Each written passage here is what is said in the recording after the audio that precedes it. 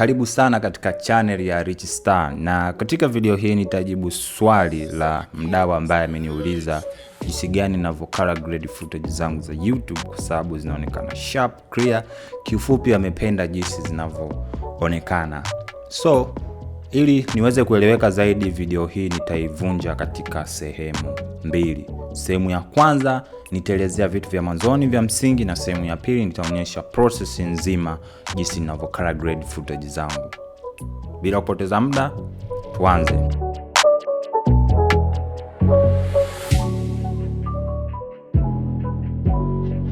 Issue nzima ya color grading ni issue ambayo kila siku au sehemu tofauti nimekuwa nikifundisha au kuiaddress, lakini mdau amependa nionyeshe process kabisa, hasa kwenye upande wa video zangu za YouTube. So cha kwanza kabisa, unapotaka kufanya color grading ya footage yoyote, lazima maandalizi yafanyike wakati una shoot. Nikimaanisha hakikisha video yako umeexpose vizuri, manake kwenye swala zima la mwanga, video lazima isiwe na giza sana, isiwe na mwanga sana, kila kitu kimekuwa balance. Lakini pro tip ambayo ningependa kukumbusha kila siku, hakikisha una shoot video zako katika flat profile. Na flat profile ni nini? Flat profile manake ni video ambayo inakuwa na kiasi kidogo cha saturation, kiasi kidogo cha contrast na kiasi kidogo cha mid-tone. Umeona? Kwa hivyo ni vitu ambavyo vya msingi vya kuzingatia. Kwenye upande wa kamera kama Canon na Nikon kidogo ni tricky. Kwa sababu gani? Kwa sababu kamera hizi mara nyingi huwa zinakuja na profile ambayo inaitwa neutral. Umeona? Hiyo nayo unaweza ukaanza nayo, lakini huwa nashauri tengeneza flat profile katika kamera yako hiyo ya Nikon ama Canon. Kwa maana utaenda kwenye custom profile, utaanza kucheza na settings mpaka kuhakikisha kwamba shusha chini contrast, shusha chini kitu kinachoitwa saturation pamoja na mid-tone, zile unabidi uzishushe chini. Lakini kwa watu ambao wanatumia mirrorless camera pamoja na cinematic camera, nikisema mirrorless camera kwa watu wanaotumia Lumix, watu wanaotumia Sony, huwa wana profile ambazo ziko flat vile inavyotakiwa katika level ya professional. Lakini kwa wale pia wanaotumia cinema camera, ninavyosema cinema camera, mfano LED camera, mfano kamera kama Blackmagic, hizo ni kamera ambazo ni cinema, zina flat profile. So mimi binafsi natumia Blackmagic 6K, ambapo ninavyosema flat inaonekana kama hivi. Unaweza ukaona ni video fulani ambayo kama imepauka, haionekani vizuri. Kwa hiyo hivi ndivyo tunavyomaanisha flat profile ama sign style, kwa maana kila kitu kinakuwa zero. Kwa hiyo unakuwa unaanza from scratch kuanza kuziita rangi ambazo unakuwa unazihitaji wewe.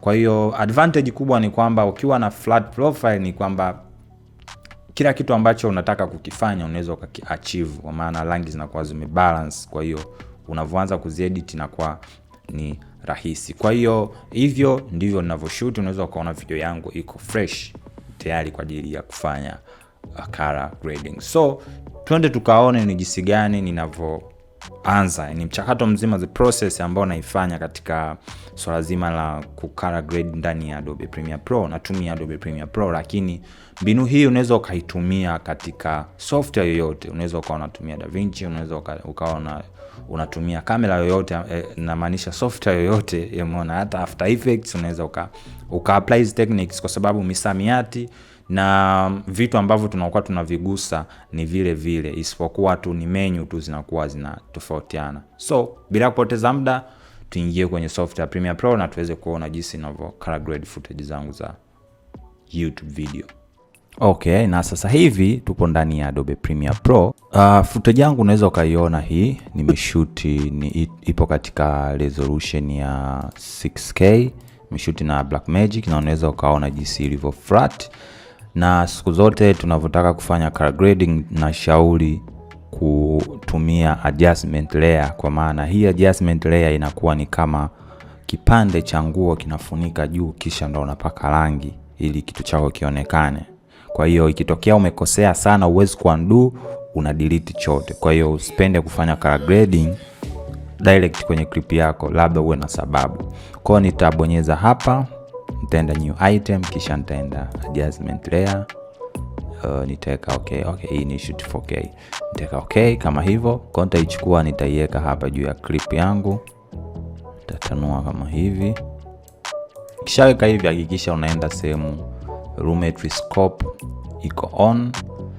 Lakini pia kama huioni lumetri scope, basi unaweza ukaenda sehemu ya window ukajaribu kuangalia huku kwenye sehemu ya mfano source monitor ipo on, lumetri scope iko. Kwa mfano ukiitoa hapa maana yake itatoka na unaweza ukairudisha, lakini pia unaweza ukabadilisha ukiwa unahitaji kuweka vitu tofauti tofauti. Kwa mfano kama uweke histogram ama ukasema histogram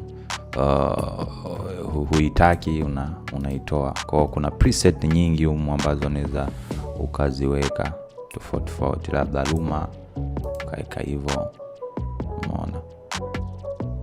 Okay, sawa. Kwanza kabisa ninachopenda kukifanya kwenye video yangu kama hii, cha kwanza kabisa ni kwanza kunyanyua labda exposure, unaona kidogo kama hivi. Unaweza ukaona waveform. Sasa hizi waveform za RGB, maana kwa sababu picha ya wanadamu, video yote au picha yote inayoshutiwa inabidi ijae hizi rangi hizi, ndo zijae zicheze kwa juu na chini zijae. Kwa hiyo jitahidi utakavyopush hizi zisipishane sana. Nitakuja kwenye contrast, nitanyanyua. Kwa hiyo unaweza ukaona kwamba ninavyonyanyua nazo zinakuwa zinafanyaje, zinatanuka. Na hiyo ndo lengo letu, kwamba zitoke juu hadi chini vizuri kabisa tu tunaziona kama hivi. Nitaenda kwenye highlights nako nita push. Usiogope kuhusu labda naongeza sana naweka sana. Lengo la kwanza ni kuhakikisha tunapata picha ambayo ni nzuri. So nitakuja kwenye shadow, nitashusha kama hivi. Kama hivi unaweza ukaona zinatanuka kwenda chini. Labda nitaenda kwenye blacks kwanza, nitaenda kwenye contrast, nitapunguza kisha blacks kama hivi,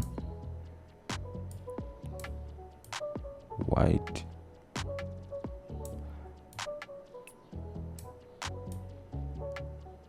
Sawa. Unaweza ukaona kidogo kuna vitu vinaanza kubadilika tofauti na mwanzo na sasa hivi. Kwa hiyo nikizima hapa unaweza ukaona ilikuwa hivi, sasa hivi imekuwa hivi.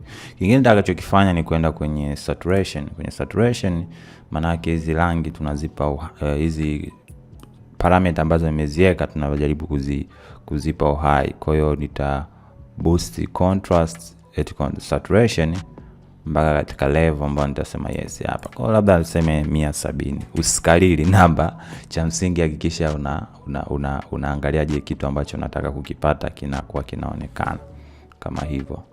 Kwa nitaka 170 mfano. 170. Sawa. Tutajaribu kunyanyua kidogo na kwenye issue ya nini tunaita exposure, nitanyanyua kidogo labda mpaka hapo hivyo. Kisha tenda kwenye white hivi, nitaongeza contrast kama hivi. Kama hivyo unaweza ukaona. Nitapunguza whites, highlights kidogo. Sawa. Nitaenda kwenye temperature. Sasa kwenye temperature unaweza ukaongeza kidogo, lakini mimi binafsi napenda kuwe na mandhari ya orange kidogo. Inategemea. Kama video nimeshoot mchana, kwa mfano kama hii nilishoot mchana, kwa na boost hivyo. Nikishoot usiku huwa na weka kama hivi kidogo. Kwa hiyo labda tuseme tuweke labda 4 hapa.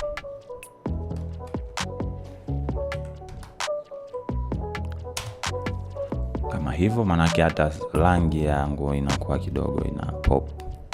Kitoka hapo nitaenda kwenye creative. Kwenye creative kingine nitakachokifanya ni kufanya video yangu iwe sharp. Kwa nitaongeza sharpness. Sharpness ni namba ambayo unaweza ukaikalili tu. Mimi napenda kucheza kwenye around 20 mpaka 30. Kwa video kama hii niteka 25. kwenye namaanisha kwenye sharpness 25.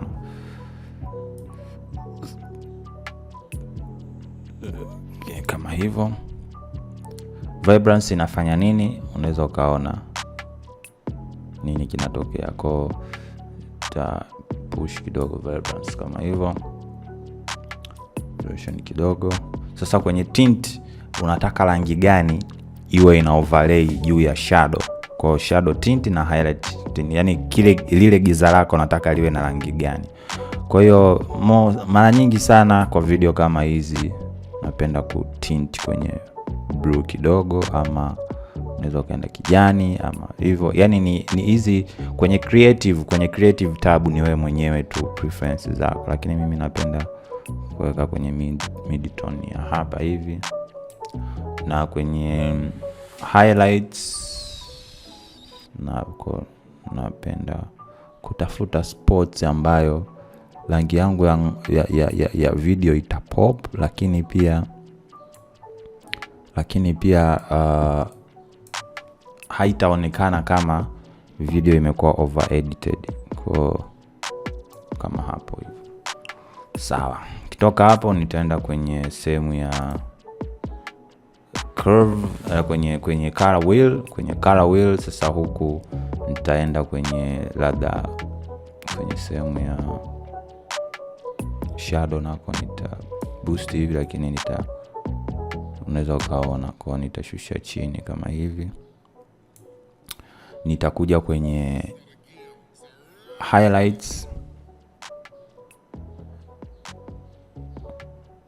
Highlights ni weupe, kwa nikinyanyua hivi unaweza ukaona. Kwa labda unaweza ukasema unatakiwe pink ama unatakiwe blue ama unatakiwe kijani.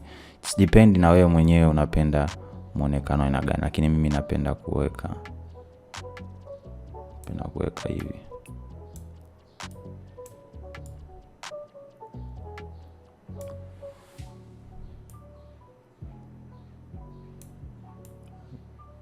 Blue mid tone napenda kuweka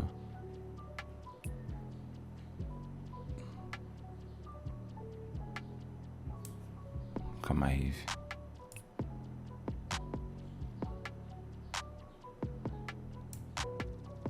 Yep. Sawa. Kingine labda unachopenda kukifanya, na chagua rangi ambayo nataka labda tofauti kidogo au pop. Kwa nitachukua hii dropper, labda nitaselect hapa, nitasema angalia kwenye nani hii. Labda niseme nataka rangi ya kijani huyu, kwa nitaview hapa. Okay, let's say to select kijani. Kijani hapo naiona.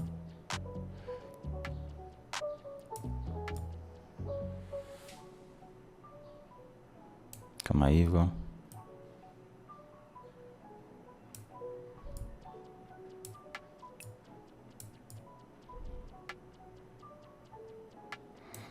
Sawa, kijani labda nataka ishuke chini kidogo na iwe kijani kidogo hivi.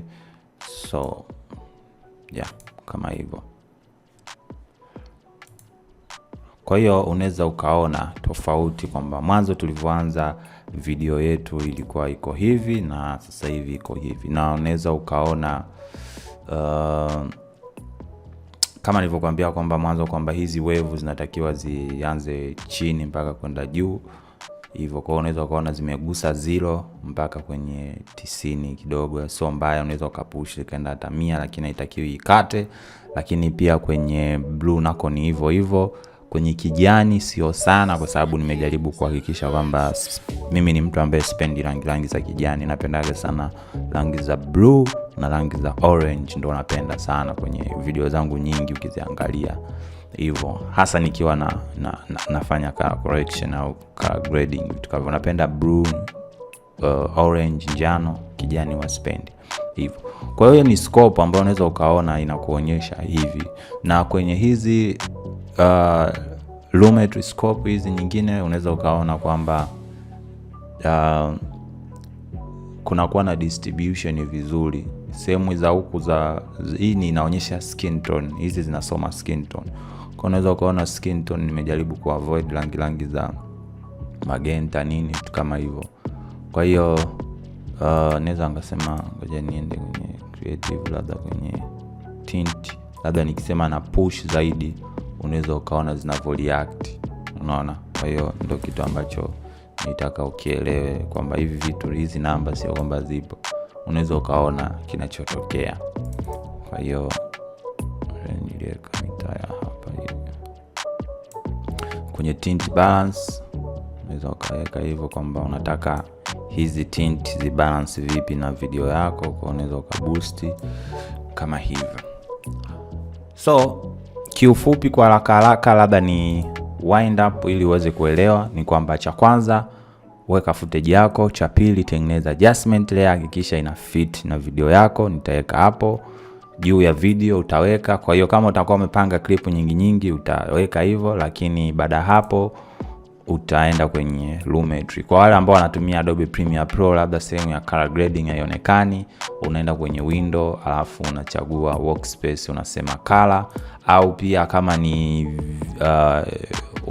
unatumia Adobe Premiere ya zamani, basi unaweza ukaenda kwenye effects, na ukienda kwenye effects sehemu ya kusearch utaandika Lumetri. Ukisearch Lumetri utaweza kuona hapa plugin ya Lumetri inakuja. Kwa unaweza ukachagua hii hapa ya color correction, ukaichukua ukaidondoshia hapa ika fresh. Kwa hiyo ukishaweka Lumetri utaanza kucheza na sehemu ya basic collection. Umeona basic collection, kwa uta adjust vitu. Wewe usifikiria kuhusu namba kwamba labda hii namba nimeweka nyingi au nimeweka ndogo, hapana. Wewe angalia macho yako, je, kile kitu unachokiona kiko sahihi, kiko katika level ambayo unataka uone, kwa utakuwa unafanya hivyo. Ukitoka hapo unaweza ukawa umemaliza, lakini unaweza ukaenda kwenye creative tab ukaadjust baadhi ya vitu kama hivyo mimi nilivyofanya, kwa kuboost kidogo saturation, kuboost vibrance, kuboost sharpness ya video ili iwe sharp. Ukitoka hapo unaweza ukaenda kwenye curve.